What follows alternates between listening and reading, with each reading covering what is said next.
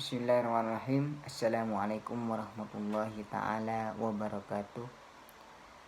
Alhamdulillahirabbil alamin wassalatu wassalamu ala asyrafil anbiya'i wal mursalin sayyidina Muhammadin wa ala alihi wa sahbihi ajmain, amma ba'd. Alhamdulillah, pada pertemuan kali ini kita masih diberikan nikmat sehat sehingga kita bisa mengikuti perkuliahan kita kali ini, yaitu tentang Al-Balaghah, yang mana pada kesempatan kali ini kami dari kelompok 5 akan membahas tentang ijaz dalam ilmu balaghah. Apa itu ijaz? Ijaz itu mempunyai arti meringkas, sedangkan dalam bahasa ijaz itu adalah mengumpulkan makna yang banyak dengan menggunakan lafaz yang sedikit, akan tetapi tetap jelas dan sesuai maksud pengungkapannya. Contohnya, kalau kita pakai bahasa Indonesia ya kayak gini. Tong kosong nyaring bunyinya. Tong kosong nyaring bunyinya itu adalah suatu kalimat yang kalimatnya itu cuma sedikit. Lafadznya itu cuma sedikit, akan tetapi mempunyai makna yang luas. Tong kosong nyaring bunyinya itu kan mempunyai arti yang tinggi bagi orang yang paham akan kata-kata tersebut. Contohnya juga dalam bahasa Arab, yaitu khudil afwah wa'mur bil urfi wa'arid al jahilin. Jadilah engkau pemaaf dan suruhlah orang mengerjakan yang ma'ruf, serta berpalinglah kepada orang-orang yang bodoh.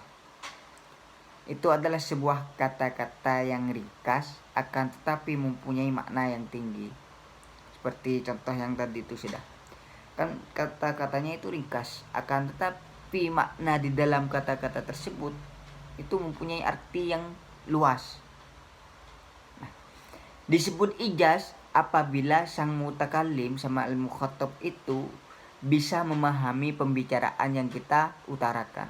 Kalau masih tidak sempurna dalam artian tidak bisa dipahami apa yang kita ungkapkan, maka itu bukan sebuah ijaz meskipun lafadznya itu ringkas dan mempunyai makna luas. Percuma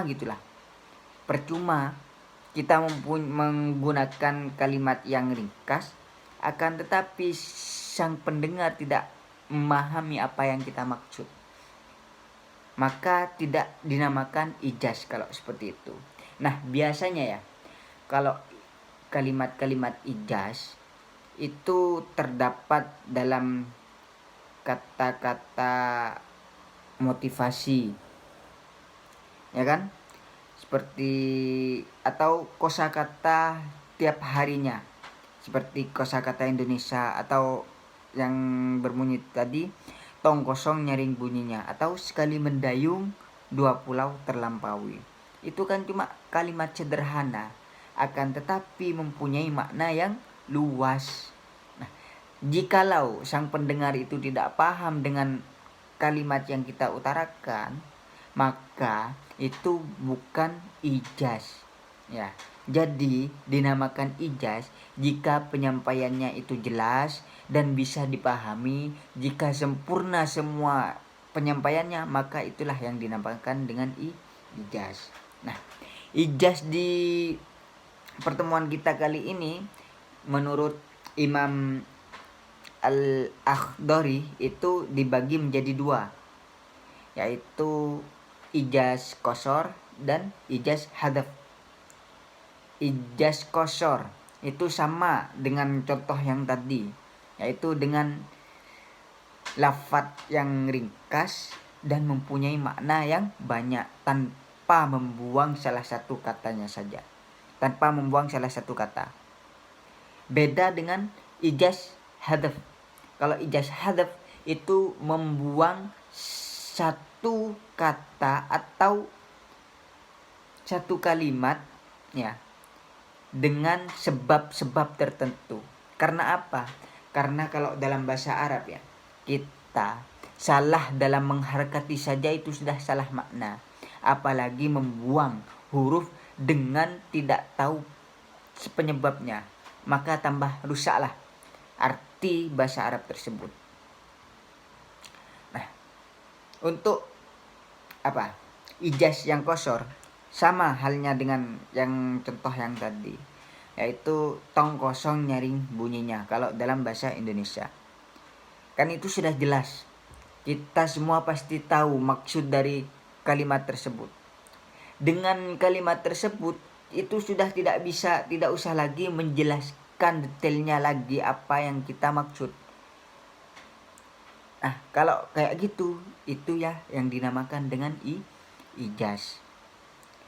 Sedangkan ijaz hadzaf itu membuang salah satu huruf atau salah satu kata.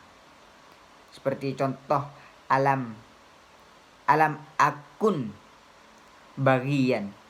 Alam akun itu adalah kata awal. Nah, ketika diijazkan jadi ijaz hadzaf, maka nun dari akun itu hilang. Contohnya seperti ini. Alam aku bagian. Aku bukanlah seorang pezina. Nah, mungkin ya dari penjelasan tadi bisa dipahami apa itu ijaz. Yang penting ya, kalau dalam pembicaraan sehari-hari, ijaz hadzaf itu jarang dipakai. Dalam artian kita sulit untuk menemukan ijaz hadzaf dipakai ketika kita berbicara bahasa Arab. Begitupun ijaz-ijaz seperti ijaz qashar atau ijaz yang kita maksud tadi, itu jarang jikalau kita cuma melontarkan sebuah motivasi atau untuk memperindah sebuah perkataan gitu. Nah, tujuan dari ijaz ini yaitu yang pertama yaitu sudah untuk meringkas kalimat. Sedangkan yang kedua untuk memudahkan hafalan. Nah, untuk memudahkan hafalan kan ya.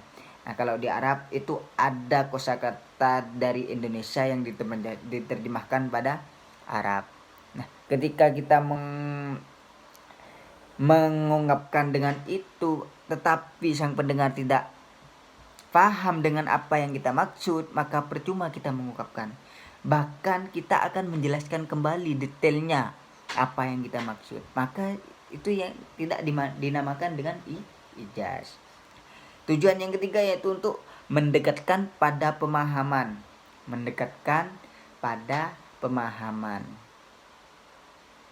Ya. Terus yang keempat, sempitnya konteks kalimat. Terus yang kelima, menyamarkan suatu hal terhadap selain pendengar. Terus yang terakhir yaitu menghilangkan perasaan bosan dan jenuh.